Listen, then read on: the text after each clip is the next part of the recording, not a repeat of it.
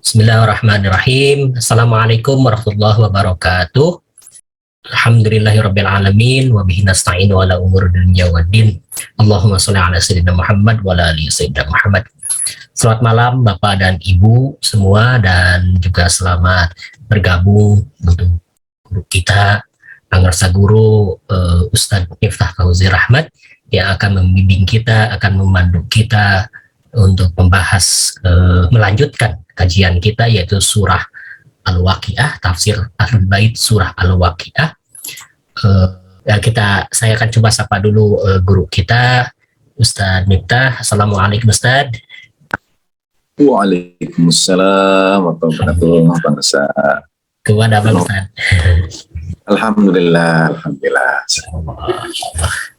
Oke, langsung aja Ustadz ya. Kita sudah 20 yang tergabung.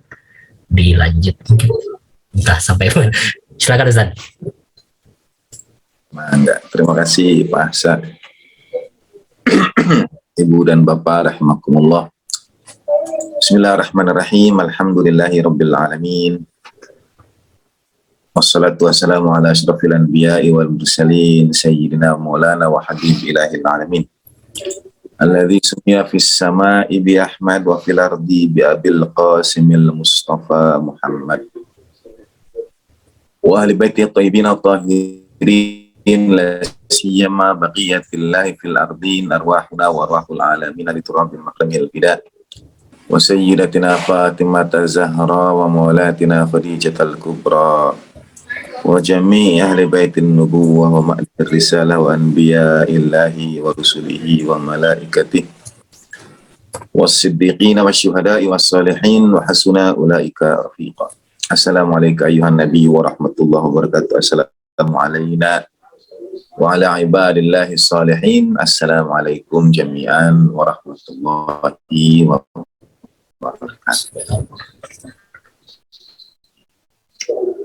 Asyhadu anna abduhu wa rasulullah sallallahu ala sayyidina Muhammad wa ali sayyidina Muhammad wa ajil farajahum syarif warzuqna fid dunya ziyaratahu wa fil akhirati syafa'atahu.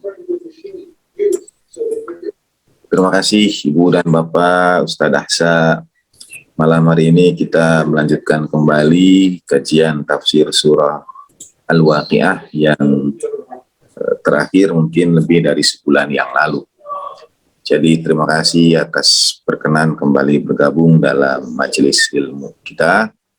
Mudah-mudahan teriring doa Ibu dan Bapak semua, situasi terus membaik dan suatu saat bisa kita selenggarakan, apakah secara hibrid kembali atau kalau memungkinkan suatu saat insya Allah dengan memenuhi ketentuan-ketentuannya bisa dibuat juga offline. Baik, karena sudah lebih dari sebulan, mungkin kalau di kelas sama anak-anak, saya biasa meminta mereka mengulang apa yang diingat dari pembahasan-pembahasan sebelumnya, dengan catatan orang berikutnya tidak menyebutkan, tidak mengulang apa yang sudah disampaikan oleh orang sebelumnya. Itu kalau di kelas. Kalau di sini secara umum mungkin saya akan menyampaikan beberapa hal yang pernah kita bincangkan. Lebih dan kurangnya nanti Ibu dan Bapak bisa memberikan tanggapan. Pertama, surat Al-Waqiah memang merujuk pada hari kiamat. Tapi dalam bahasa Arab, qiyamah berasal dari akar kata yang juga artinya berdiri, tegak, qiyam. Salat kita kan disebut qiyam. Yaumul qiyamah itu hari berdirinya, hari tegaknya hukum, aturan, keadilan Allah Subhanahu wa taala, biasa dimaknai seperti itu. Nah, qiyam bisa berarti tegak, berdiri, bisa juga berarti sebuah perubahan besar atau kita sebut revolusi. Jadi pergerakan Imam Hussein alaihissalam juga sering disebut sebagai qiyam. Qiyam. Nah, qiyam ini juga ada hubungannya dengan imam. Karena imam itu yang menegakkan, yang menjadi wasilah dari seluruh perintah Allah Subhanahu wa taala kepada kita, yang menjadikan perintah itu tegak untuk kita, sebagaimana pernah kita bincangkan beberapa kali di majelis.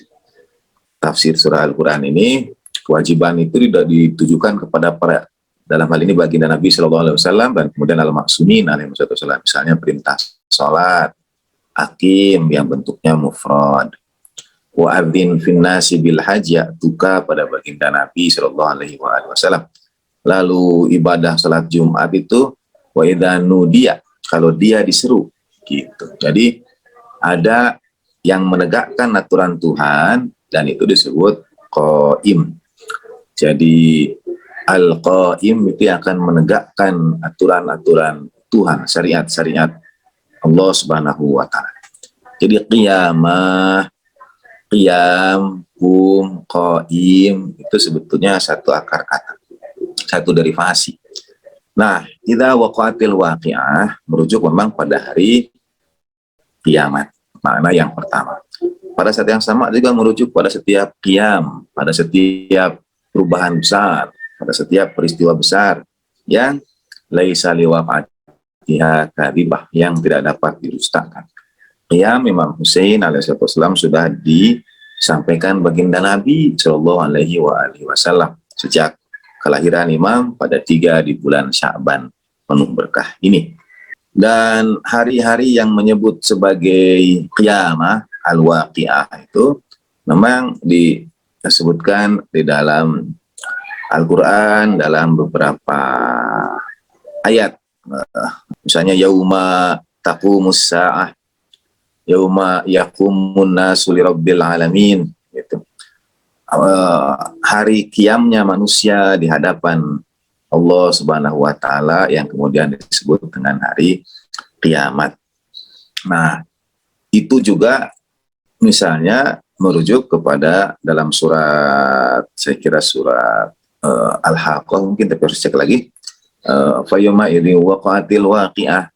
Jadi setelah wa humilatil ardu wal jibalu fa yawma idzin waqa'atil waqi'ah. Nah, al-waqi'ah merujuk kepada hari kiamat.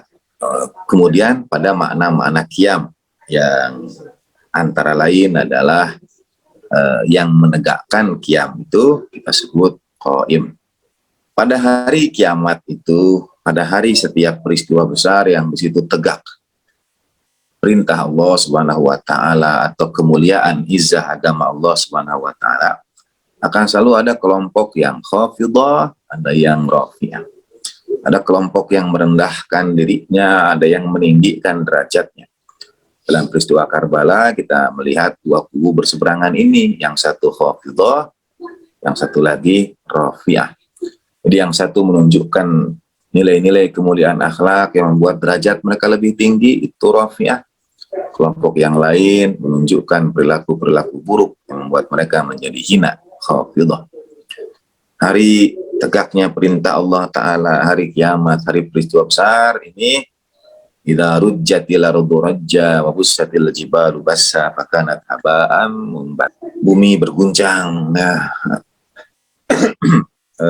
bukit bertaburan seperti debu yang berterbangan, dan kalian itu ada 3 kelompok. Nah, ini juga sambil merecap apa yang sudah kita bincangkan sebelum-sebelumnya.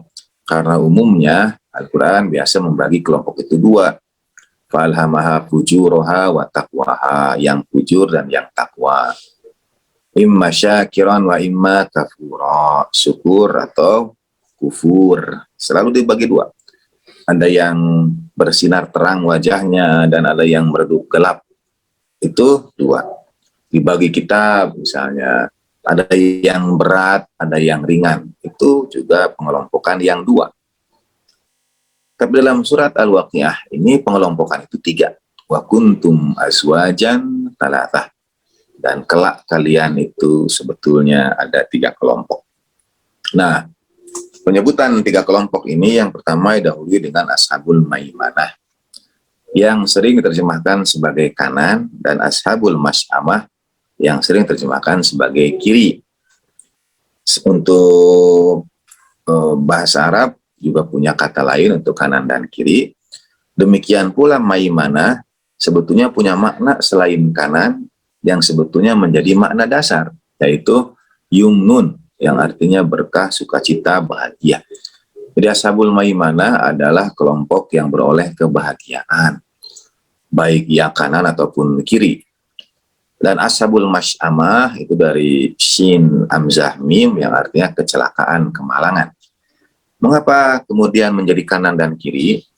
Karena ia merujuk kepada rukun-rukun Ka'bah, tiang-tiang Ka'bah yang setiap sudutnya itu merujuk kepada satu negeri, mengarah kepada satu negeri. Ada rukun Iraqi, ada rukun Syami, ada rukun Yamani, dan Hajar Aswad. Itu mengarah ke 4. Rukun Yamani mengarah ke negeri Yaman. Rukun Syami mengarah ke negeri Syam, Syria sekarang ini. Dan rukun Iraqi mengarah ke arah Irak. Nah, karena letaknya berada pada rukun Yamani itu berada di sebelah kanan Hajar Aswad, dan rukun Syami berada di sebelah kiri Hajar Aswad, maka Yaman, Yumnun juga kemudian menjadi kanan, dan Masy'amah itu kemudian menjadi kiri. Itu kurang lebih keterkaitan makna Yumnun dan Maimanah dan Masy'amah. Di dalam kajian Daqaiqul Quran dan tafsir ini kita telah lewati tahapan bahwa kita tidak boleh dan tidak bisa serta tidak berhak memonopoli satu makna tertentu untuk satu kata yang ada di dalam Al-Quran. Itu sudah lewat kita bahas. Jadi tidak boleh kita hanya, misalnya kata wali itu artinya hanya pemimpin, kita batasi, itu tidak boleh.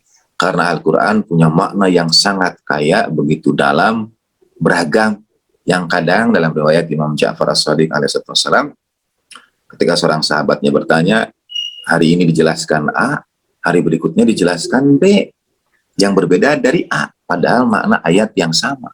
Singkat kata Imam, ketika sahabatnya bertanya, Imam, 3 hari berturut-turut sahabat itu bertanya dan Imam berikan penafsiran yang berbeda untuk satu ayat yang sama. Imam menyampaikan Al-Quran itu samudra yang tak terbatas dalamnya. Jadi memang tidak bisa kita monopoli satu makna itu hanya untuk kata tertentu saja. Seperti kata Yumnun, menerjemahkan kanan, oke, memang itu sebab karena rukun Yamani berada di sebelah kanan Hajarul Aswad. Tapi juga ashabul maimanah dari kata Yumnun yang artinya berkah, sukacita, bahagia. Ada kawan kita menamai putrinya Yumna misalnya ya. Itu artinya sukacita, berkah, dan bahagia. Dalam doa tahlil kita baca bihadzal majlisil maimunil mubarak. Maimun gitu. Baik. Nah, penyebutan 3 kelompok ini diawali dengan maimanah, kemudian masy'amah, tetapi perincian masing-masing kelompok justru diawali dengan kelompok yang ketiga disebut. Tetapi adalah yang pertama dirinci, yaitu wasabikun nasabikun. Untuk menunjukkan kepada kita kelompok ini wasabikun nasabikun adalah secara sederhana, sekali lagi ada pada kajian-kajian sebelumnya, nanti yang berkeinginan merujuk rekamannya bisa menghubungi panitia, diupayakan sedang ditranskrip juga oleh kawan-kawan. Wasabikun nasabikun itu secara sederhana dengan berbagai perbandingan ayat Al-Quran yang kita bincangkan pada pertemuan sebelumnya, secara sederhana mengajarkan kepada kita menjadi yang terdahulu dalam berbuat baik. Fastabikul khairat itu di situ, supaya kita tidak terdahului dalam kebaikan. Al-Ma'sumin alaihissalam adalah teladan. Al-Ma'sumin adalah perwujudan dari wasabikun nasabikun, yang thullatum minal awwalin merujuk kepada para nabi, wa qalilum minal akhirin merujuk kepada para imam. Ini pembahasan kita sebelumnya, jadi kalau saya agak cepat ini karena merecap sebetulnya apa yang sudah kita bincangkan sebelumnya. Thullatum minal awwalin dan qalilum minal akhirin. Wasabikun nasabikun ini Allah Ta'ala sifatkan sebagai orang yang terdahulu secara sederhana, sekali lagi tidak terdahului dalam satu amal kebaikan, tetapi penyebutannya itu yang ketiga. Jadi tidak misalnya kelompok itu ada 3, A, B, dan C, maka ciri-ciri A begini. Ini yang metode Al-Quran adalah ada A, B, dan C, ciri-ciri C begini, kemudian ciri-ciri A, lalu ciri-ciri B, gitu. Mungkin kalau ikut ujian di kampus sudah dicoret oleh dosen pembimbing itu Pak, karena ini tidak konsisten ABC, harusnya A dulu yang dibahas. Kok tiba-tiba kamu C yang dirinci, kenapa? Saya ikut surat Al-Waqiah gitu. Karena ternyata ciri-ciri C dibahas duluan dibandingkan kelompok A dan kelompok B gitu, sistematika surat Al-Waqiah. Seakan-akan dari sisi orang yang selalu ingin mendahulukan, ya, jadi orang yang tidak pernah terdahului dalam amal kebaikan itu adalah orang yang selalu mendahulukan orang lain sebelum dirinya. Ia memang tidak pernah terdahului dalam amal kebaikan. Mengapa? Karena ia mendahulukan. Kalau misalnya ada bagian ini untuk tidak ditiru ya, tapi kadang ini contoh sederhana saja. Tentu maknanya ibu dan bapak saudara sekalian sudah memahami. Kita harus menempatkan diri kita itu paling akhir dalam menikmati sesuatu misalnya. Pokoknya orang lain dulu lah. Kalaupun karena misalnya di antara para ulama kalau sudah mau masuk pintu saja itu bisa lama, itu antum dulu, antum dulu, antum dulu. Karena ingin mempersilahkan orang lain supaya masuk sabikun nasabikun, tidak terdahului dalam kebaikan, tapi menerima bagian dirinya paling akhir gitu. Nanti kita akan lihat kalau di kelompok sekiranya ini offline, lalu dibagikan makanan, akan ada yang bagikan buat kita, dan ia sendiri akan memilih menjadi yang terakhir. Nah itu ya, upaya untuk menjadi asabikun asabikun. Tapi kita sekarang tahu sama tahu, satu guru satu ilmu, jadi sudah tahu rahasianya. Jadi akhirnya berlomba sering berkhidmat sehingga tidak ada yang duluan menikmati apapun yang akan dihidangkan misalnya, karena ingin yang terakhir.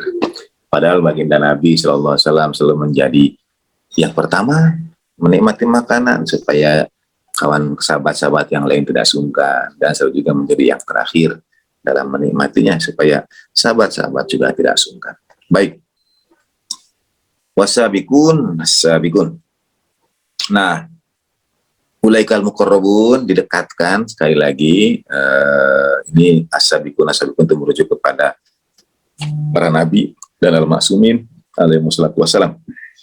Jadi pengelompokan di surga itu ada 3 itu. Adalah di antara yang ahli surga itu ada 2 tingkatan. Satu tingkatan ashabul maimanah dan satu lagi tingkatan as-sabikun was-sabikun as-sabikun. Nah, ulaikal muqarrabun disebut lebih dahulu ketimbang fi jannatin naim. Jadi nikmat yang paling besar itu bukan nikmat-nikmat an-naim, kenikmatan apapun itu, melainkan adalah al-qurba, nikmat yang paling agung di surga itu, yaitu kedekatan dengan Allah Subhanahu wa taala, atau mereka yang saling didekatkan, ditarik karena kecintaan, al-muqarrabun. Jadi kenikmatan beroleh pemenuhan kerinduan dari apa yang selama ini dinanti-nanti dan diharapkan. Anta ma'aman ahbabta, menemukan perwujudannya, seakan-akan seakan-akan bukan surga kalau kita tidak dekatkan bersama orang-orang yang selama ini kita berusaha mendekatkan diri kita ketika kita hidup di dunia. Jadi al-muqarrabun menunjukkan sebuah gerak aktif ketika kerinduan, kecintaan kita didekatkan kepada tujuan rindu dan cinta kita itu lebih, katakan, didahulukan dari kenikmatan-kenikmatan surgawi, dari yang disebutkan kenikmatan-kenikmatan surgawi. Nah, jannat merujuk kepada surga-surga bentuk jamak. Jadi dalam Al-Quran kata neraka selalu mufrad, selalu tunggal. Jahanam tidak pernah ada jamaknya. Tetapi jannah ada dalam bentuk tunggal. Jannah begitu, tidak panjang A-nya. Kalau panjang A-nya bentuk jamak. Jannat itu bentuk jamak. Artinya surga-surga. Sebagaimana dalam surat Al-Waqiah ayat 12 ini. Fi jannat, sebetulnya bentuknya jamak. Jadi seharusnya surganya lebih dari 1. Jadi berada dalam surga-surga kenikmatan. Dalam surat Ar-Rahman, 1 surat sebelum surat Al-Waqiah, karena sebetulnya ada hubungan antara surat-surat dan penyusunannya itu. Dalam surat Ar-Rahman itu ada ayat, A'udzubillahi minasyaitonirrajim, Waliman khafa maqama rabbih jannatan. Ayat 46. Dan bagi yang takut akan derajat, akan makom, kemuliaan Tuhannya, bagi mereka dua surga. Allamah Jawadi Amuli itu membahas tentang makna dua surga ini, apakah ia dihadapkan pada satu dan jamak, jadi sebagaimana umumnya pola satu, dua, dan jamak, atau sebetulnya dia punya makna yang lain janatan ini gitu. Apa yang dimaksudkan dengan dua surga? Waliman khofa maqama rabbihi jannatan, itu ya punya dua surga. Nah, kata Allamah Jawadi Amuli itu untuk menunjukkan laisa biwahidin. Jadi dia dihadapkan kepada, yang sementara ini yang dimaksudkan dengan jannatan ini dua surga ini adalah sebetulnya surga yang tak terkira, yang tak terhingga juga. Jadi jannatan dihadapkan kepada segala sesuatu yang tidak satu gitu. Nah, di sini ia disebut dengan kata jamak, jannat. An-Naim juga merujuk kepada dalam banyak riwayat Masjidul Bait alaihi wasallam sebagai kenikmatan berwilayah pada a'immah, kenikmatan mengenal, mencintai Ahlul Bait alaihi wasallam. Itu An-Naim. Dan ini kedua hal tadi itu sekali lagi al-muqarrabun yang didekatkan karena kecintaan yang dirindukan, dan An-Naim sebagai nubuwah baginda Nabi SAW dan wilayah al-ma'sumin alaihi wasallam itu juga dirindukan oleh kullatum minal awwalin lilum minal akhirin. Sulam nanti di Ashabul Maimanah dan Ashabul Mas'amah tentang tentang Ashabul Mas'amah misalnya dari akhirin qalil, sulatu minal qalilu minal awwalin wa sulatu minal akhirin, dia menjadi terbalik. Itu beda yang dimaksud. Dalam wasabikun asabikun, al awwalin yang dimaksud adalah para nabi, dan akhirin yang dimaksud adalah al-ma'sumin a'immah alaihi wassalam, dengan baginda Nabi SAW sebagai mata cincin yang persatukan, khotamun nabiin, yang mempersatukan silsilah kenabian dan silsilah a'immah al-ma'sumin alaihi wasallam. Kurang lebih itu yang kita bahas sebetulnya pada pertemuan-pertemuan sebelumnya. Nah, kita bahas juga kemudian Al-Quran memerinci kenikmatan surgawi bagi ashabikun ini. Jadi kita bayangkan kira-kira nikmat surgawi apa yang dihadirkan bagi kelompok istimewa wasabikun. Tidak bisa, walaupun tentu makna itu sangat benar, tetapi tidak bisa mengkhususkan dan memonopoli maknanya untuk satu kalimat atau terjemahan saja. Seperti ala surim maudunah, itu ternyata kan di pertemuan sebelumnya saya tanya, kira-kira nikmat apa yang menjadi nikmat pertama sekali dalam memerinci kenikmatan surgawi bagi wasabikun ini. Ternyata Al-Quran menyebutkannya itu adalah kenikmatan di atas dipan yang bertahtakan emas dan permata. Ala surin, surah sebagai makna sarir. Jadi nikmat pertama yang disebutkan dalam surga itu adalah nikmat dipan. Mungkin bahasa kita istirahat. Dipan paling enak mungkin istirahat.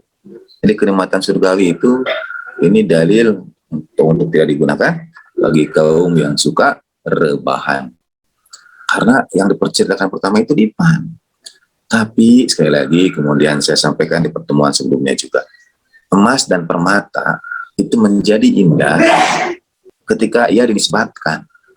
Dalam artian begini, di dunia emas dan permata tentu dia menjadi indah dan barang berharga karena ada perbandingan dengan barang-barang lain yang tidak setara emas dan permata. Tapi kalau di mana-mana semuanya emas dan semuanya permata, mungkin emas dan permata jadi biasa. Karena kemana memandang semua emas, kemana memandang semua permata. Lalu, di mana istimewanya? Gitu. Di mana istimewanya ketika semuanya itu adalah emas dan permata? Nah, kemudian di atasnya berhadap-hadapan. Di atas dipan yang bertahtakan emas dan permata. Jadi emas dan permata itu tidak untuk dipandang, tidak untuk ya, dia rupanya untuk disandari. Itu kenikmatan surga. Di surga itu akan bersandar di atas dipan yang ada emas dan permatanya. Mungkin saudara lebih memilih kasur empuk saudara untuk bersandar. Bayangkan bersandar di atas emas dan permata.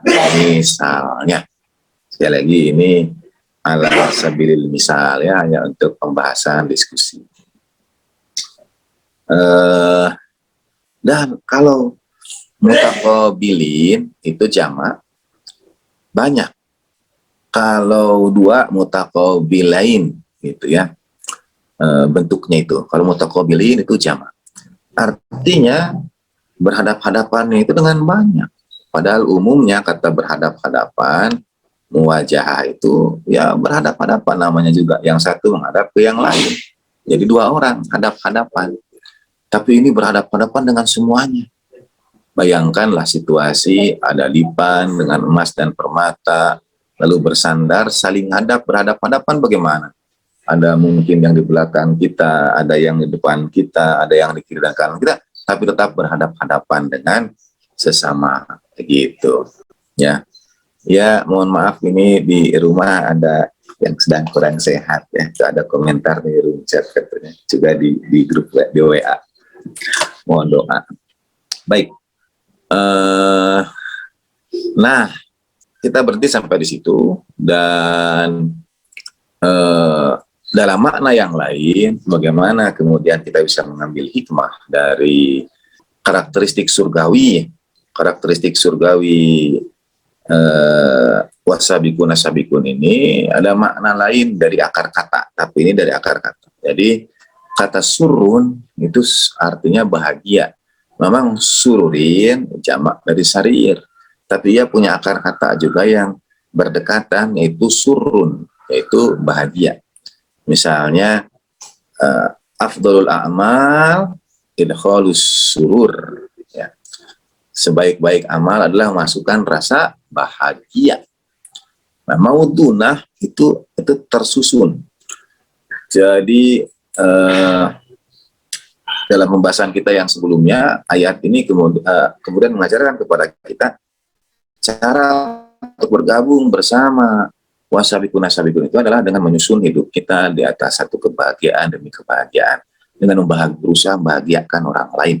Kenikmatan surgawi yang paling utama itu adalah membahagiakan orang lain. Itu di atas emas dan permata. Dalam hadis baginda Nabi SAW ketika Sayyidina Ali berangkat ke Yaman, dalam riwayat yang lain ketika Muaz bin Jabal misalnya. Jadi riwayat ini populer, yaitu sekiranya engkau beri petunjuk pada seorang, itu lebih baik la khairum mimma tala'ati syams, lebih baik dari apa yang disinari matahari. Itu jadi memberikan pencerahan, memberikan kebahagiaan lebih baik dari emas dan permata, karena lebih baik dari seluruh yang dapat disinari matahari. Terkecuali saudara akan mengatakan ini emas dan permatanya emas dan permata surgawi. Oke, tetap saja. Lalu diapakan itu emas dan permata itu? Kurang lebih begitulah. Untuk kita buat apa? Kita punya emas dan permata surga, oke. Lalu apa yang kita buat dengan itu? Dengan emas dan permata itu? Gitu. Pertanyaan, buat apa emas dan permata di surga nanti? Nah, lalu jadi ala surul mauduna adalah upaya untuk selalu membahagiakan, membuat hidup kita itu menjadi untayan seri membahagiakan demi membahagiakan. Muttaqiin itu merujuk kepada sandaran yang sering pada pertemuan sebelumnya saya sampaikan, yaitu sifat mereka yang menjadi rujukan kaum, mereka yang menjadi rujukan umat, mereka yang kepada mereka orang-orang itu lari untuk menyampaikan permasalahan. Mereka yang menjadi tempat menerima curhatan. Ya, pokoknya orang punya masalah datang pada mereka. Itu menjadi sandaran gitu. Di LPI ini misalnya sandaran kita itu Ustadz Ahsan, itu kita ada apa-apa sama beliau. Nah itu satu di antara karakteristik yang bisa mengantarkan kepada wasabikun asabikun, insya Allah menjadi tempat sandaran. Mutaqabilinnya juga bisa terjemahkan berhadapan atau sebuah kelegaan dada, keikhlasan. Jadi qabul, penerimaan, sebaik penerimaan. Ya, seperti terima kasih seluruh doanya. Ya, misalnya nih mungkin ada yang batuk di rumah, ibu bapak itu hatinya qabul. Nah, gitu. Jadi yang tidak menyimpan ganjalan sedikit pun. Berat saudara menjadi sosok yang disandari. Ya. Itu sehat. Ya, tidak apa-apa. Didoakan oleh banyak tuh di sini. Jadi untuk bisa menjalin, memberikan kebahagiaan, lalu menjadi sandaran, tidak mudah. Dan itu semua hanya bisa dilakukan kalau kita melepaskan, mengikhlaskan, menerima. Tidak ada ganjalan, tidak ada ghilin, tidak ada perasaan berat apapun. Gitu. Itu karakteristik ahli asabiku nasabiku. Dua juga itu sudah berat sebetulnya ya. Karena ini seumur hidup, sepanjang hayat dikandung badan. Nah, barulah sekarang kita masuk ke kalimat-kalimat berikutnya, ayat 17, 18, dan seterusnya. Yatufu alaihim wildanun mukhalladun. Kalau di sini, ya, mereka dikelilingi oleh anak-anak muda yang tetap muda. Sekali lagi, ini hubungannya dengan bayangkan kenikmatan surgawi. Jadi, ada orang yang terus mengikuti saudara, terus bersama saudara. Tentu dalam hal ini maknanya adalah khidmat, ya, khidmat. Yatufu itu tawaf. Tawaf artinya berputar. Jadi mengelilingi dan tawaf adalah sebuah gerakan tanpa henti. Awal adalah akhir. Kita tahu titik awal tawaf adalah juga titik akhirnya. Nah, wildan ini sering merujuk kepada disebut anak-anak muda. Dan konon katanya kalau ada anak kecil meninggal dunia, dia akan menjadi wildan, gitu ya. Itu memang umum kita percayai demikian. Saya juga dari dulu, tapi sampai sekarang belum sempat saya telusuri. Karena seakan-akan bayangannya kalau wildan itu kerjanya berkhidmat, jadi ini anak kecil meninggal dunia waktu kecil, ketika di surga dia berkhidmat tanpa batas. Jadi dalam bayangan saya khidmat ya dianggap pembantu gitu. Jadi kasihan sudah dunia kecil meninggal di surga jadi pembantu. Itu dulu waktu saya kecil punya pertanyaan seperti itu. Nah, apa yang maksudnya dengan wildanun mukhalladun? Jadi secara umum saya lagi ada makhluk-makhluk surgawi. Jadi wildan itu merujuk pada makhluk surgawi. Apapun, apakah dia diciptakan sama seperti bidadari, baik itu dari keluarga ataupun karena sebetulnya kurang lebih seperti ini, saudara. Saya ini pertanyaan untuk kita bincangkan bersama. Biasanya orang yang terbiasa berkhidmat, ketika dikhidmati merasa tidak nyaman. Justru kebahagiaan dia pada perkhidmatan, bukan pada dikhidmati. Dan perkhidmatan dia itu tanpa pamrih. Bukan misalnya dia berkhidmat supaya satu saat di surga kelak ada orang berkhidmat pada saya. Tidak. Itu masih mengharapkan pamrih berarti ibadahnya. Orang itu menemukan kebahagiaannya pada perkhidmatan, pada berkhidmat. Nah, yatufu alaihim wildanun mukhalladun mengajarkan kepada kita kebahagiaan hakiki itu terletak pada sukacita perkhidmatan yang tanpa batas. Yatufu, yang tanpa batas. Yang awal dan akhirnya itu, titik awal adalah titik akhir. Yatufu alaihim wildanun mukhalladun. Mukhalladun sepanjang masa. Nah, wildan ini merujuk memang pada sesuatu yang kita produksi. yang kita lahirkan, yang kita hasilkan, yang nanti mungkin satu saat kemudian berwujud menjadi sosok-sosok yang juga akan berkhidmat untuk kita. Subhanallah amma yasifun, terlepas bagaimanapun nanti bentuk perkhidmatan itu. Tetapi yang hasil kita itu, yang kita hasilkan itu, usia kita, usaha kita, kerja kita, apapun yang kita hasilkan, kemudian kita gerakkan ia dalam perputaran tanpa batas yang abadi dalam perkhidmatan, menjadi karakteristik wasabiku nasabikun berikutnya, apapun yang kita hasilkan. Nah, nomor 18, ayat 18 ini menarik. Karena akwab bentuk jamak, abari bentuk jamak, sedangkan ka'as itu bentuk tunggal. Jadi bi akwabin wa abari wa ka'sim min ma'in. Kaub, kemudian jamaknya akwab, ibriq, jamaknya abariq.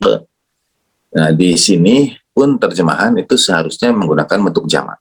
Jadi dari gelas-gelas, lalu cerek-cerek, piring-piring, pinggan, cerek ya. Jadi seperti ya piring, pinggan. Ada gelas, ada mangkok yang berbentuk mangkok, akwab, kemudian ada ibriq, piring atau pinggan yang kalau yang saya bayangkan itu kalau di tenis itu yang juara 1 dapat piala, yang juara 2 dapat piring. Nah, itu silverware, itu ibriq, abarik ya. Nah, mereka datang dengan gelas-gelas, lalu pinggan dan kas piala. Mimain, berisi minuman yang diambil dari air sungai yang mengalir. Nah, apa maknanya? Izin saya sambung dulu ke ayat berikutnya, nanti kita kembali ke biakwabi wa abariqa wa ka'sim min ma'in. Nah, yang airnya ini la yusaddauna anha wa la yunzifun, tidak membuat kita menjadi sakit, pusing, pening katanya, atau mabuk. Jadi minuman itu tidak membuat kita, tidak menyakitkan kita, dan tidak juga membuai kita, merupakan kita. Nah, sekali lagi 2 ayat itu saya simpan belakangan untuk masuk kepada 3 ayat berikut ini dulu. Yaitu, ini karena ada juga yang memaknai begini, mengapa air didahulukan? Baru kemudian wa fakihatin mimma yatakhayyarun, dan buah-buahan. Sampai ada yang mendasarkan hidupnya, misalnya kalau makan begitu, mengikuti ini. Jadi pertama minum dulu, katanya. Kenapa? Karena waka'sim min ma'in. Setelah itu tahapan berikutnya adalah makan sayuran atau buah-buahan. Mengapa? Karena di surga juga, surga dulu. Wa fakihatin mimma yatakhayyarun. Baru setelahnya daging. Walahmi thairin mimma yashtahun. Baru setelahnya daging pun katanya daging putih katanya. Ini sih orang sampai menghubungkan ayat Al-Quran, karena lahm itu lahm thair, ada daging putih, ada daging merah. Kalau thair burung, mungkin ayam masuk di dalamnya, unggas, itu daging putih ya. Kalau kambing, sapi, daging merah gitu. Dan itu tidak disebutkan sebagai kenikmatan surgawi. Daging kambing, daging sapi itu tidak disebutkan sebagai kenikmatan surgawi. Yang suka izin di sini ada Pak Haji Joko ya, sate kambing itu tidak disebutkan di sini sebagai kenikmatan surgawi. Yang ada sate ayam atau sate burung, lahmnya thair. Ya, ya pun terbaji. Nanti kita mainnya begini, karena itu nikmatilah sate daging itu di dunia. Karena memang di surga tidak disebutkan. Kalau dia merujuk kepada laham saja tanpa pensifatan thair, dia bisa jadi umum. Daging itu umum. Tapi ada lahmi thairin, dan daging dari burung. Thair merujuk pada yang terbang, sekali lagi. Walau alam, yang jelas ada yang makan itu minum dulu, lalu buah-buahan atau sayuran, kemudian baru mengambil dagingnya sesuai urut-urutan yang disebutkan di dalam surat Al-Waqiah ini. Nah, dalam dakoik kita akan mengkaji juga mengapa ini didahulukan dari yang lain gitu. Nah, fakihah kita punya pilihan yatakhayyarun. Jadi ada upaya. Tapi kalau laham itu yashtahun, syahwat. Memang keinginan kita itu basicnya adalah makan daging. Tapi untuk fakihah dan sayur-sayuran itu ikhtiar. Dari kata yatakhayyarun itu ikhtiar. Di situ ada upaya, ada usaha. Buah-buah apapun yang mereka pilih itu sebetulnya merujuk kepada usaha, pada ikhtiar. Misalnya di dunia juga mungkin tidak semua sayur kita suka misalnya. Ini kalau dihubungkan dengan tadi urut-urutan dalam menikmati sajian. Makanya yatakhayyarun, yang dipilih, yang disuka, dan lahmi thayyib itu yang yashtahun, yang ada syahwat. Terjemahkan menjadi inginkan. Sekali lagi kata yashtahun itu satu akar kata dengan syahwat. Jadi keinginan yang besar, ada selera yang besar. Baik, 22 baru wahurun ain. Nah, ini sudah pernah kita bahas, bahkan saya menulis buku Bidadari Surgawi itu berangkat dari surat Al-Waqiah ayat 22. Ayat 22 ini, karena kata hur, jadi kenikmatan-kenikmatan surgawi itu didahului dengan makanan. Didahului dengan makanan, minuman, bahkan minuman yang tidak memabukkan, tidak membuat pening. Lalu buah-buahan atau sayuran, lalu daging, lalu wahurun ain. Kira-kira mau masuk ke mana ini?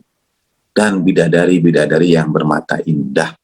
Untuk apa? Untuk kita pandangi saja, misalnya, atau untuk bagaimana? Nah, di sini terjadi perbedaan dengan kelompok-kelompok yang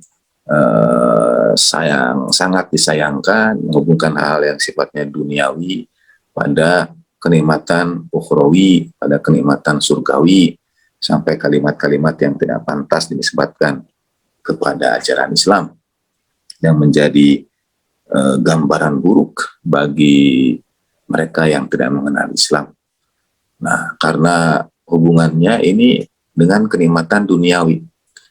Jadi maksud saya, maka ayat-ayat yang di atas tadi pun mesti kita maknai beyond atau melebihi batas kenikmatan duniawi. Kalau sekarang ini dan bidadari-bidadari yang bermata indah, kita maknai dengan kenikmatan duniawi, apa itu? Kita pandang matanya atau bagaimana? Gitu kan? Mengapa yang disebutkan itu ain, mata, wahurun ain. Dan di sini sudah terjadi kesalahan penerjemahan, tidak apa-apa saya tulis dan disebarluaskan juga, siap bertanggung jawab.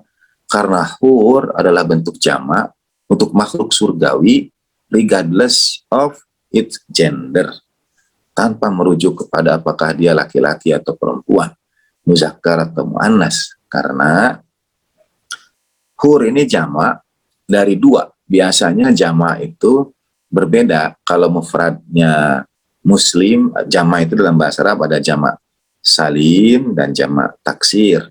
Ada jamak dalam bahasa Inggris, katakanlah ada regular dan irregular. Jadi ada jamak yang regular sesuai aturan, ada yang irregular. Barusan ini sambil bicara, saya ada pesan masuk dari seorang kawan yang tadi pagi itu dia diskusi. Jadi tadi pagi itu dia kirim secara singkat pembahasan sampai pada dalam bahasa Arab, negeri itu kan bahasa Arab itu punya muzakkar muannas, he and she gitu kan. Dan negeri itu dirujuk dengan she. Negara itu, tanah air itu sama seperti kita ibu pertiwi gitu. Jadi rujukan itu muannas. Kalau di bahasa Inggris misalnya perahu itu she, ya, dia merujuk pada perempuan.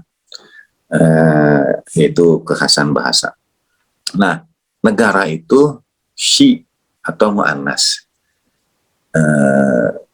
Ceritanya kami itu sedang membincangkan tentang Suriah dan Lebanon.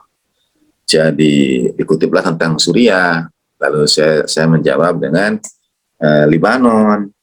Jadi Suriah itu menjadi buayannya, atau pokoknya Suriah itu menjadi pintu bagi segala apa yang ada di Lebanon. Untuk Lebanon saya menggunakan kata huwa, iya, begitu. Kalau perempuan mestinya tak, fi'il mudhari. Akhirnya dia bertanya, nah ini dari dulu saya tanya, kenapa Lubnan itu muzakkar, sedangkan Jami'il Buldan, negeri-negeri yang lain itu mu'annas. Dan saya telusuri ada 6 negara yang mu'annas, gitu. Dibahaslah tentang itu, muzakkar mu'annas itu, sampai merujuk kepada kitab-kitab lah. Nah, kembali ke jamak tadi itu, kalau jamak yang reguler, muslim, muslimin untuk laki-laki, perempuan muslimah menjadi muslimat, begitu. Tapi ada yang irregular, misalnya rojul, tidak rojulun, tapi rijal. Imro'ah, perempuan, tidak imro'at, tetapi an-nisa. Nah, itu irregular. Tetapi selalu beda. Kalau laki-laki jamaknya ini, ya dengan perempuan jamaknya beda. Nah, hur adalah jamak yang digunakan baik untuk laki-laki maupun untuk perempuan. Jadi kenikmatan surgawi itu tidak mengenal gender. Bahkan dibahas sebetulnya apakah di alam barzah dan di surga masih ada jenis kelamin laki-laki dan perempuan atau tidak. Gitu. Karena jenis kelamin laki-laki dan perempuan itu merujuk kepada dunia. Dan dunia adalah daniyun, segala sesuatu yang rendah. Yang saya maksud begini, saudara, kita itu tubuh dan ruh. Nah, ruh itu yang milik surga. Adapun selain itu kan milik dunia. Gitu. Kemuliaan akhlak hubungannya dengan ruh. Tapi bentuk tangan kita, bentuk hidung kita, warna mata kita, itu kan semua dunia. Nah, dan itu yang fana, itu yang hilang, itu yang binasa. Kullu man 'alaiha fan. Sampai panjang dibahas apakah masih ada laki-laki dan perempuan. Sehingga seorang kiai kita kenal, Allah yarham, kalau berdoa pada almarhum tidak pernah membedakan. Saya masih membedakan. Apakah Allah maghfir lahu, Allah maghfir laha. Karena tergantung ruh, ya. Nah, tergantung almarhum atau almarhumah. Saya masih membedakan, misalnya Allahumma inna hadzal 'abd abdun min ibadik. Ya Allah, hamba-Mu ini hamba putra kedua hambamu, hambamu putra kedua hambamu. Kalau laki-laki.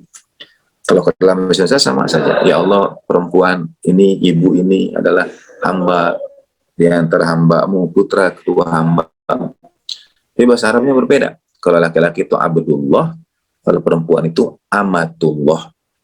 Yang mengenal buku atau puisi dari Amatullah Armstrong misalnya. Nah, abdun min ibadik wa banu abadaik, misalnya begitu ya. Kalau perempuan amatun min imaik, begitu. Amatullah untuk perempuan, abdullah untuk laki-laki. Jamaknya ibadullah dan imaullah. Beda laki dan perempuan. Tetapi hur adalah bentuk jamak yang sama, satu jamak untuk dua, yaitu dari ahwar dan dari hawra. Kalau muzakkar ahwar, alif atau hamzah, ha, waw dan ro. Seperti kalau perempuan hawra, Sayyidatina Fatimah sallallahu alaihi itu al-hawra al-insiyah, bidadari dalam rupa manusia. Yang bidadari itu hawra. Nah, ahwar untuk muzakkarnya sama seperti ahmar dan hamro, merah, ke dalam bahasa sama-sama merah, atau aswad dan sauda, sama-sama hitam. Hajarul aswad, batu hitam. Tapi jinten itu habbatus sauda, biji hitam. Jadi sama-sama hitam, tapi ke dalam bahasa Arab bisa berbeda. Ada hajar aswad, ada habbah sauda. Nah, ada ahwar dan ada hawra. Keduanya ketika menggunakan bentuk jamak, keduanya adalah hur. Jadi hurun adalah bentuk jamak, baik dari ahwar maupun dari hawra. Masalahnya, kita tidak bisa mengkhususkan, ya hur ini di sini bentuk jamak dari hawra. Harus ada dalil. Kata siapa? Hur di situ itu hanya jamak dari hawra dan bukan dari ahwar. Begitu. Kecuali ada dalil. Ya. Kalau tidak, kenapa Allah SWT menggunakan kata ini khusus untuk menunjukkan jamak baik laki maupun perempuan? Gitu. Sehingga sekali lagi boleh jadi pertama pembahasan tentang masih ada laki-laki dan perempuan atau tidak. Yang kedua, kalaupun ada, hur itu adalah gabungan dari keduanya. Ya. Saudara baca buku Bidadari Surgawi, karena ini ya, hurun ini nanti ada hubungannya dengan wa kuntum azwajan. Mengapa digunakan kata azwaj? Bahasa Arab itu punya ba'al untuk suami, imro'ah untuk perempuan, tapi juga punya zauj dan zaujah. Punya ba'al bisa digunakan sebagai laki-laki yang artinya suami, imro'ah itu perempuan yang artinya istri, tapi juga punya zauj dan punya zaujah. Kapan zauj digunakan, kapan zaujah digunakan, kapan ba'al dan kapan imro'ah, itu ada di buku Bidadari Surgawi. Nah, jadi hurun adalah makhluk surgawi atau kebersamaan surgawi yang ain. Nah, ini memang merujuk, paling tidak ada 3 ayat Al-Quran yang merujuk kepada kenikmatan makhluk surgawi itu dari sisi mata. Kenapa? Terjemahkan kan, bidadari yang bermata indah. Ukuran indah itu bagaimana? Misalnya mata biru kah, bermata besar kah, bagaimana yang disebut indah itu?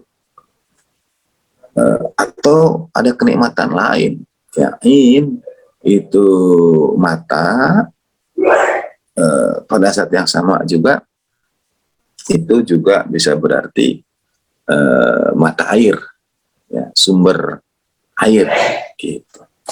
Ka'amthalil lu'lu'il maknun, seumpama mutiara yang tersembunyi. Terjemahan memilih kata tersimpan baik. Maknun itu yang terlindungi, yang tersembunyi, yang tidak pernah diketahui, dilihat sebelumnya. Nah, saya sebetulnya ingin membawa pada hadis baginda Nabi SAW yang ma'ruf, dan itu menyimpulkan definisi surga keseluruhan. Definisi surga itu adalah, misalnya dalam riwayat juga dengan Imam Ja'far alaihissalatu wassalam, setiap kali disebutkan kenikmatan surga itu jauh lebih dan lebih lagi dari itu, sehingga disimpulkan kenikmatan surga itu.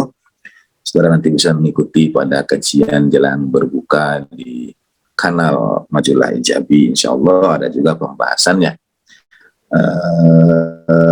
tiap hari insya Allah. Nah, kurang lebih definisi surga itu adalah mimma ainun ro'at wa atau au udunun sami'at. Jadi yang disebut surga itu adalah sesuatu yang tidak pernah dilihat mata dan tidak pernah didengar telinga.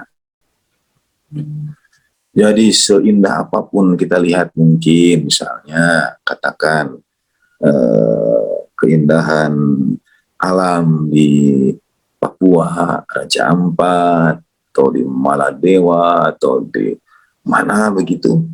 Pokoknya tempat yang paling indah, selama ia masih bisa dilihat oleh mata, kenikmatan surga jauh dari itu semua. Mimma ainun ro'at atau udhunun sami'at, atau yang didengar oleh telinga. Sehingga Imam Sajjad alaihissalam dalam sebuah riwayat menyampaikan kalau kenikmatan-kenikmatan yang dikisahkan dalam Al-Quran itu adalah kenikmatan bahasa kawan-kawan guru, kriteria kenikmatan minimal KKM, bahasa mereka itu kriteria ketuntasan minimal. Jadi sebetulnya kenikmatan surgawi itu adalah kenikmatan minimal yang disebutkan ini yang mampu dipahami, kriteria kenikmatan minimal. Karena definisi surga adalah mimma ainun ra'at wa udhunun sami'at, yang tidak pernah dilihat mata dan tidak pernah didengar oleh telinga. Nah, jadi bagaimana maknai mata yang indah, hurun in, bidadari itu? Nah, karena itu kita coba memaknainya tidak sebagai kenikmatan duniawi. Bidadari bermata indahnya tidak sebagai kenikmatan duniawi yang disalahpahami oleh kelompok-kelompok itu.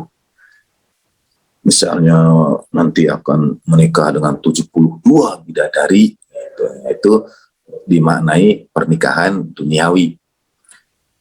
Kalau dia tidak kita maknai duniawi, maka walah mitairin mimma yastahun juga tidak kita maknai duniawi. Wa fakihatin mimma yatakhayyarun juga tidak kita maknai duniawi. La yusaddauna anha wa la yunzifun, tidak kita maknai duniawi. Bi aqwabi wa abariqa wa ka'sim mimma'in, tidak kita maknai duniawi. Ya. Bagaimana memaknainya? Nah, akwab, abariq, dan ka'as. Mengapa yang lain jamak?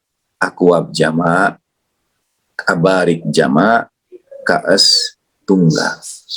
Karena perkhidmatan yang dilakukan itu yatufu alaihim wildanun mukhalladun. Perkhidmatan itu akan diantarkan oleh begitu banyak orang. Ya. Jadi sunnah hasanah, amal jariyah itu akan dibawa oleh mereka yang meregu kenikmatannya. Jadi misalnya Allah yarham ayahanda tercinta mengajarkan kepada kita percik cahaya cinta keluarga Nabi alaihi wassalatu wassalam. Maka mereka yang merasa hidupnya diberkati dengan cercah cahaya keluarga Nabi alaihi wassalatu wassalam itu akan membawa kaub, akan membawa ibriq, akan membawa bukti-bukti, akan membawa ya dalam hal ini gelas-gelas, pinggan-pinggan, persembahan atas kesaksian dan ungkap syukur. Sukacita bahagia itu, sukacita bahagia surgawi itu adalah dipertemukan kembali, kedekatan, kerinduan, sepenuh ungkap syukur, apresiasi, terima kasih tak terkira. Kita mungkin ketika kehilangan selalu perasaan terbesar itu adalah penyesalan karena satu tidak sempat berkhidmat, tidak baik berkhidmat, lebih banyak kesalahannya, dan jarang mengucapkan terima kasih. Jadi atas apapun yang kita lakukan, kita perbuat itu, kita jarang mengucapkan terima kasih pada kedua orang tua kita, misalnya pada guru-guru kita, pada keluarga dan sebagainya. Nah, jadi ada dorongan dalam tanda petik utang ungkap terima kasih, utang ungkap syukur yang kadang tidak bisa diungkapkan di dunia, dan itu menjadi dalam tanda petik beban atau belenggu yang mengikat kita. Jadi kita itu seperti punya ganjelan di surga, plong semua. Artinya tidak ada khauf, tidak ada kecemasan, tidak ada rasa takut, tidak ada duka cita. Maka utang-utang itu terbayarkan, sesal-sesal itu tertunaikan. Bukan surga namanya kalau masih ada sesal yang tertunda. Kerinduan itu menemukan perwujudannya. Datangkan kau akwa ibrik abarik, tapi kaas tunggal, kaas satu. Mengapa? Karena kau dan ibrik itu, ibrik akwa dan abarik itu dihadirkan dalam riwayat penggunaan kata kaas, misalnya sebagaimana sholawat yang Allah yang ajarkan kepada kita. Ya Allah, kami beriman kepada baginda Nabi SAW tanpa sempat berjumpa dengan baginda Nabi. Anugerahkan pada kami fa'arina fil jinani wajha. Anugerahkan pada kami di dunia kesempatan untuk dapat memandang baginda Nabi Sallallahu Alaihi Wasallam. Lalu wasqina min haudihi, wasqina min haudihi, dan beri kami minum. Minum ini merujuk kepada rasa haus yang sangat, dahaga yang bersangatan, dahaga yang teramat kuat. Jadi kerinduan, bukan haus. Sekali lagi kita tidak minum, karena minum itu adalah kenikmatan duniawi, kenikmatan yang ada ujung. Ini dahaga kerinduan yang tak terpuaskan. Wasqina min haudih, dan anugerahkan kepada aku, beri aku air minum, beri aku minum dari telaganya. Ini izin saya menyampaikan ya, karena biasanya kalau saya agak biasanya doa yang saya baca begini. Kalau doa yang umumnya itu adalah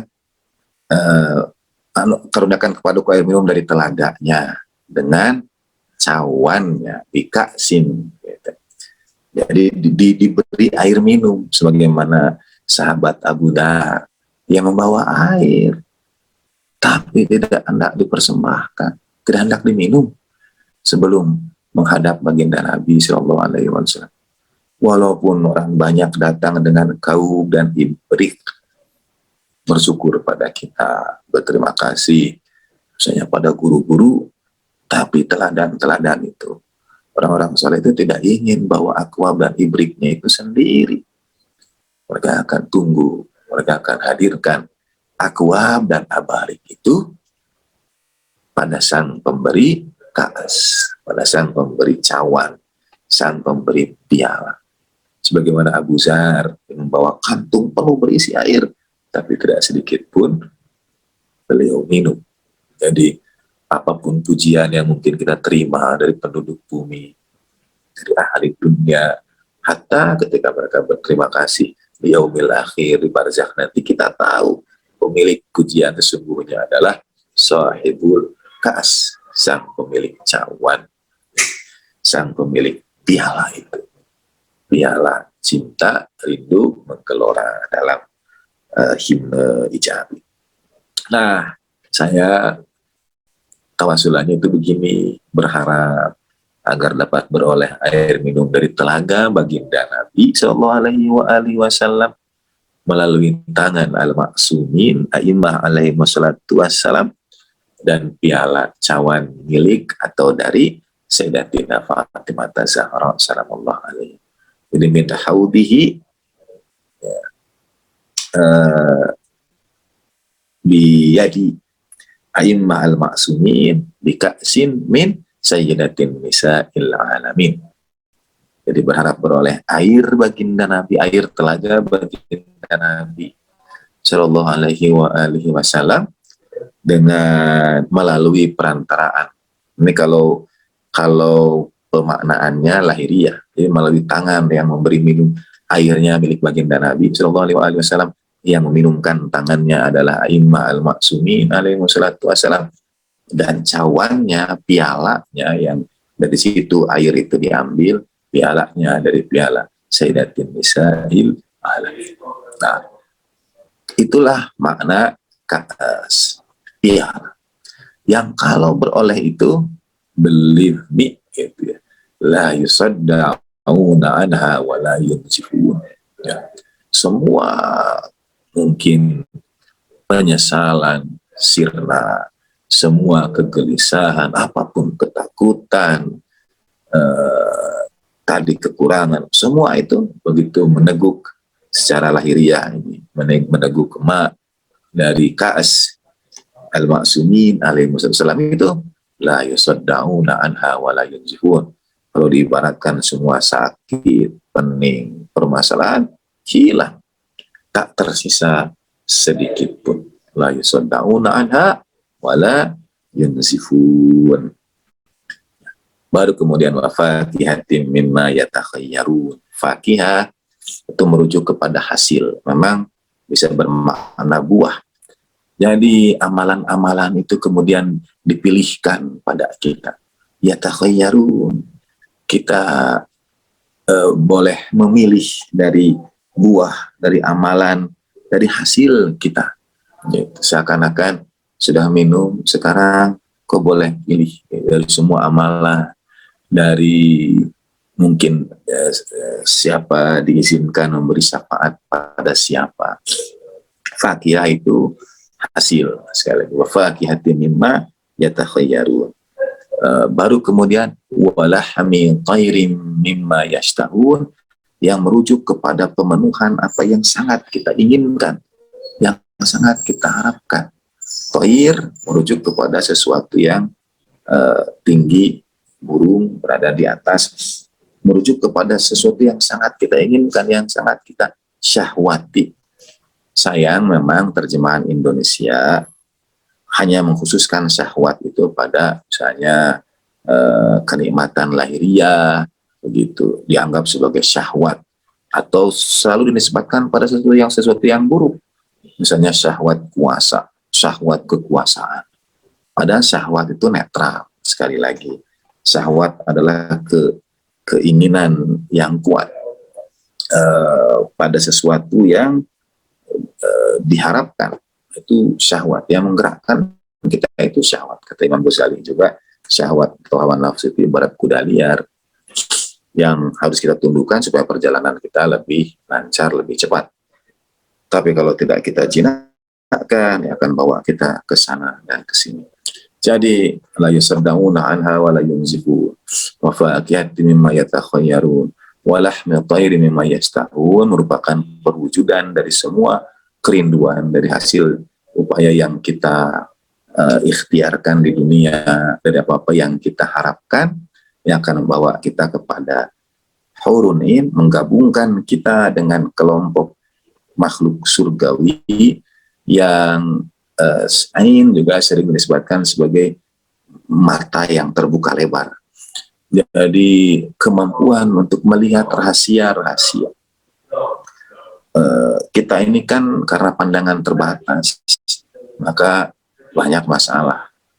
Saya sering mengatakan pada anak-anak dalam kelas coping skill misalnya, itu untuk satu di antara cara kita memecahkan masalah adalah lihatlah dari tempat yang lebih luas. Misalnya kalian di kamar sendirian, gelap, takut, keluar, saya bilang, keluar dari kamar, hatta bahkan keluar dari rumah, ketakutan kita berkurang karena melihat dunia yang lebih luas. Nah, ain adalah dibukakannya pandangan terhadap segala sesuatu yang selama ini tidak kita ketahui, dan itu bagian dari sesuatu yang melepaskan kita dari berbagai permasalahan, dari berbagai belenggu, yang buat ke bahasa Inggrisnya mungkin relieved. Jadi kita itu lega. Nah, itu cara digabungkan bersama makhluk-makhluk surgawi yang sama-sama saling luas, saling terbuka pandangannya. Dengan kata lain ada kenikmatan basirah, jadi melihat dengan mata batiniyah, bukan lagi dengan mata lahiriah. Wassallallahu ala sayyidina Muhammadin wa alihi tahirin walhamdulillahi rabbil alamin. Wa sadaqallahul maulana ala alihi. Terima kasih ayat-ayat Al-Quran yang dihadirkan. Demikian saya kira Pak Ahsa, Ibu Bapak sekalian, lanjutan bincang kita saya serahkan kembali kepada sandaran kita di grup ini, yaitu Pengersa Ustaz Ahsa. Terima kasih. Insyaallah. Nuhun. Baik Bapak dan Ibu, persilahkan untuk kalau ada yang ingin ditanyakan, silahkan untuk bisa ditanyakan. Barangkali kalau bisa juga melalui chat room. Barangkali kita dulu misalkan mau minum dulu. Apakah Masya Allah, ini kalau sandaran itu mengatakan gitu. Ya Allah. Bapak dan Ibu bisa. Silakan. Ya. Oke, Bapak Ibu kalau belum ada pertanyaan, ini buat memancing Bapak dan Ibu semua. Ini terkait yang awal tadi Ustadz, tentang penafsiran makna ya. Kan ayat Al-Quran khususnya tafsir itu bisa dimaknai teks Al-Quran bisa dimaknai dengan ragam dan kita tidak boleh memonopoli. Tapi untuk urusan hukum misalkan Ustaz hukum Islam yang terkait dengan kemanusiaan dan sebagainya, bagaimana? Apakah harus mono atau multi gitu ya, kayak gitu. Oke, sini sudah ada pertanyaan nih dari Ibu Nia Khairani. Kita langsung pertanyaan yang audien aja dulu. Ya, pertanyaan Pak sama buatnya. Pesan ya, gimana? Hanya nyelang. Siap, siap. Ya, oke. Dari Ibu Khairani, Ibu Nia Khairani, izin bertanya, dalam ayat 13 dan 14 ada perbedaan jumlah dari orang-orang terdahulu dan orang-orang kemudian, sedangkan dalam ayat 39 dan 40 jumlahnya sama. Mengapa ada perbedaan? Oke, berarti harus dicek dulu. Betul, itu yang tadi saya maksud tentang sullatum minal awwalin wa qalilum minal akhirin. Itu 13-14. Sedangkan sullatum minal awwalin wa sullatum minal akhirin itu untuk 39-40. Karena yang 39, yang 13-14 merujuk kepada as-sabiqun, yang sulatun minal awalin di situ para nabi yang jumlahnya banyak, bisa sampai ratusan ribu. Sedangkan yang qalil itu para imam, ya belasan. Jadi banyak, para nabi banyak, sulatun. Kemudian para imam sedikit, qalilun, itu untuk 13-14. Adapun sullatu minal awwalin wa sullatu minal akhirin, ini merujuk kepada ashabul yamin. Nah, ashabul yamin ini makanya nanti kita akan sampai pada 30-40, dari 39-40 itu merujuk kepada siapa saja yang dalam tanda petik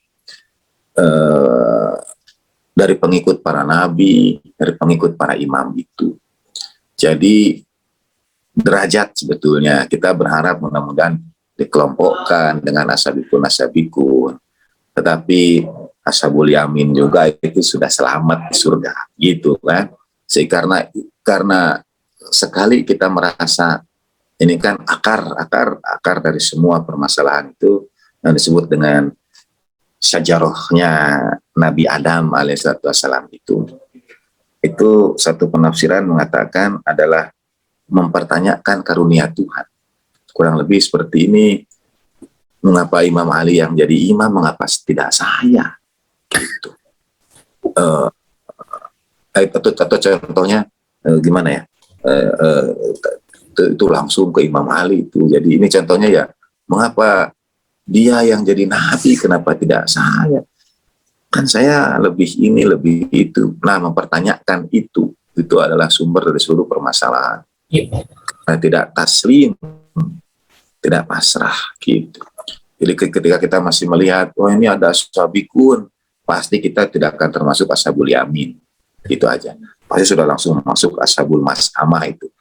Karena masih kenapa dibedakan itu para nabi, para imam sudah pasti masuk ashabikun, kita tidak. Nah, sulatun minal awwali wa sulatun minal akhirin itu merujuk kepada generasi para nabi. Jadi titik tengahnya adalah baginda Nabi Shallallahu Alaihi Wasallam.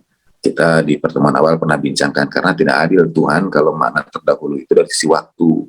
Kita umat akhir zaman, gitu. Nah, ternyata adilnya adalah di ashabul yamin itu sulatun minal awwalin wa sulatun minal akhirin. Sama, peluang untuk ashabul yamin itu tidak ada beda, gitu. Kita lanjut ke pertanyaan kedua. Ya, harus tanya berikutnya lagi ke ayat berikutnya, yaitu ashabus shimal itu, gitu. Ininya nanti di ayat-ayat berikutnya. Lalu bagaimana dengan ashabus shimal? Tapi insya Allah itu akan kita bahas dalam rangkaian ketika sampai pada ayatnya, insya Allah. Terima kasih. Baik, kita langsung masuk ke yang kedua, Ustaz ya. Dari Fat, Ustaz, kenapa dalam Al-Maidah 55 menggunakan domir hum, sedangkan mukhotobnya berdasarkan asbab nuzul merujuk kepada satu orang? Allahumma shalli ala sayyidina Muhammad wa ali sayyidina Muhammad wa ajil wajib. Jadi yang bertanya ini sudah tahu ilmu domir, tahu ilmu mukhotob, dan tahu ilmu asbabun nuzul. Gitu. Biasa. Ya. Luar biasa. Karena tidak jarang dalam perumpamaan Allah Subhanahu wa taala itu menggunakan domir jama untuk menunjukkan kebersamaan, kesinambungan, dan kesatuan. Seperti Nabi Ibrahim alaihissalatu wassalam yang dilambangkan, disimbolkan sebagai ummah. Nabi Ibrahim itu satu umat. Padahal kan satu orang, tapi disebut satu umat. Gitu. Nah, demikian pula mukhotob asbabun nuzulnya mungkin satu, sallallahu alaihi wasallam Muhammad wa alaihi wasallam Muhammad, tetapi yang dimaksud juga bisa tidak terpisahkan karena keberlangsungan wali itu tidak khusus kepada satu orang, ya berlangsung terus sampai akhir zaman. Yang yuqimunas sholata akan berlangsung sampai akhir zaman. Yang yutuna zakata akan berlangsung sampai akhir zaman. Wahum raki'un akan berlangsung sampai akhir zaman. Karena itu dia menggunakan kata hum untuk merujuk kepada banyak. Begitu. Terima kasih. Untuk ayat 12 itu maksudnya surga yang mana? Yang jannatin naim itu ya. Kemudian apakah di akhirat punya syahwat gitu? Oke, terima kasih. Izin tadi saya sambil mendengarkan itu bertanya kepada, ini sambil mencari ini ayat surat 16 ayat 120, An-Nahl 120 yang tadi saya maksud. A'udzubillahi minasyaitonir rajim. Inna Ibrahim kana ummatan qanitan lillahi hanifa wa lam yaku minal musyrikin. Terjemahannya, sesungguhnya Ibrahim itu adalah seorang imam. Dalam terjemahan coba dihadirkan terjemahan Kemenak. Padahal bahasa Arabnya itu umat. Ibrahim itu satu umat. Cuma mungkin bingung memaknai, akhirnya jadi umatnya menjadi imam. Kalau di terjemahan saya, coba di Kemenak saya tidak tahu. Kalau di tadi surat dan ayat berapa? 120. Surat 16 ayat 120. 120. Inna Ibrahim kana ummatan qanitan lillahi hanifa. Ada sudah? Bahasa Arabnya di tertulis umat. Umat, ya, umat kan? Coba di garis bawahi umat itu umat. Umat, tapi ke dalam terjemahan menjadi imam. Sungguh Ibrahim adalah seorang imam. Imam juga bahasa Arab. Tapi ini umat. Tuh ya. Jadi umat itu satu orang punya derajat satu umat, gitu maksudnya. Inna Ibrahim kana ummatan qanitan lillah, tapi diterjemahkannya menjadi seorang imam yang dapat dijadikan teladan. Gitu. Ini untuk menjawab tadi domir dan asbabun nuzul yang merujuk kepada satu orang. Nabi Ibrahim saja yang satu dalam Al-Quran disebut sebagai setara satu umat. Ya Allah. Gitu. Nah, sekarang pertanyaan yang berikutnya ini terkait dengan apakah surga yang ayat 12 itu maksudnya surga yang mana? Ya. Surga yang didekatkan, surga yang bersama dengan al-muqarrabun, gitu ya. Surganya as-sabiqun as-sabiqun. Ya. Dan harus segera di garis bawahi kata jannat yang bentuknya jamak. Jadi surga-surga. Karena sesungguhnya setiap kenikmatan, naim, kenikmatan yang kita rasakan, kita miliki pada tahapan apapun surga itu adalah pancaran dari nikmat Allah Subhanahu wa taala kepada para kekasihnya, kepada baginda Nabi Shallallahu Alaihi Wasallam, kepada sang rahmatan lil alamin. Jadi semua surga itu adalah surga an-naim sebetulnya, makanya jannah jamak. Tapi pemiliknya malatus alunna yauma idzin 'anin naim, itu adalah wasilah dari seluruh nikmat Allah Ta'ala, itu perantara. Kita dalam kajian Daqaiq menyebutnya sebagai wali nikmat, ya, baginda Nabi dan al-ma'sumin alaihi wassalatu wassalam. Apakah di surga masih punya syahwat? Itu buktinya ayat yang tadi di bawahnya, walahmil thayrin mimma yashtahun. Istiha, setelah kata dengan syahwat. Dan daging burung yang mereka syahwati, sebetulnya begitu. Jadi kalau ditanya, masih ada syahwat? Masih. Tapi sekali lagi, syahwat bukan bermakna syahwat sebagaimana yang kita pahami dalam bahasa Indonesia.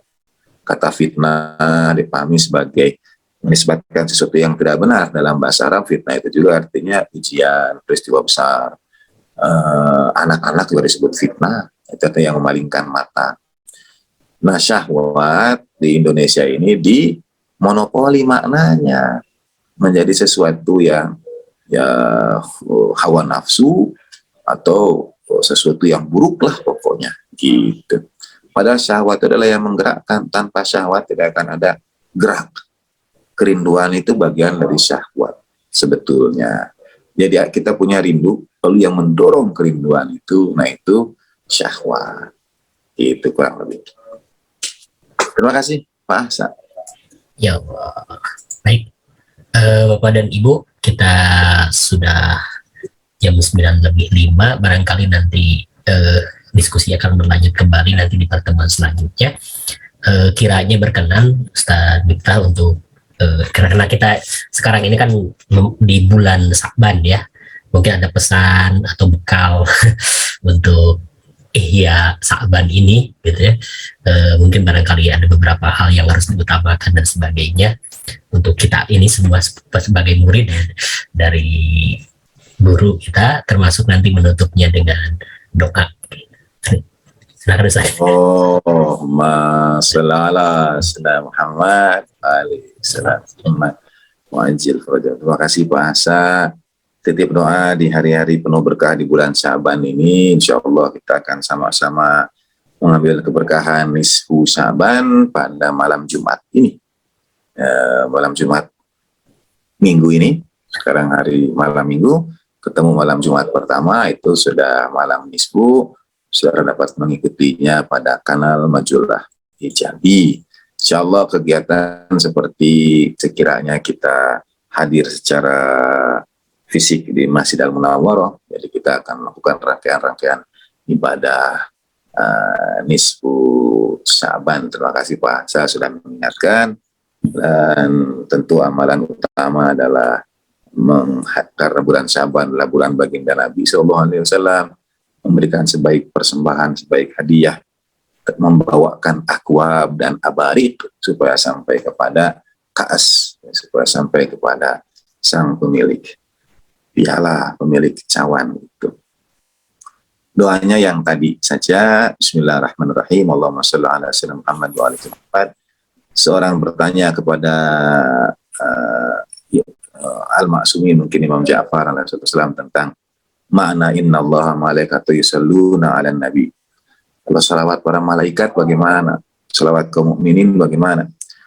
Salawat Allah Ta'ala adalah rahmah minallah, dan salat rahmat dari Allah Ta'ala. Salawat para malaikat adalah tazkiyah minhum, doa penyucian dari mereka, dan salawat dari kaum mukminin adalah doa minhum lahu. Wa min sirri ali Rasulillah sallallahu alaihi wasallam fi sholati 'ala nabi sallallahu alaihi wasallam.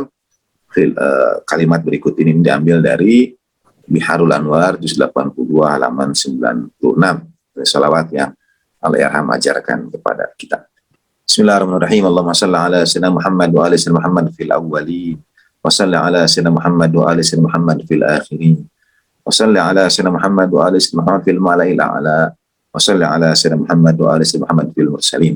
Allahumma a'ti sayyidina Muhammadanil wasilah wasyarafa wal fadilah wad darajatal kabirah.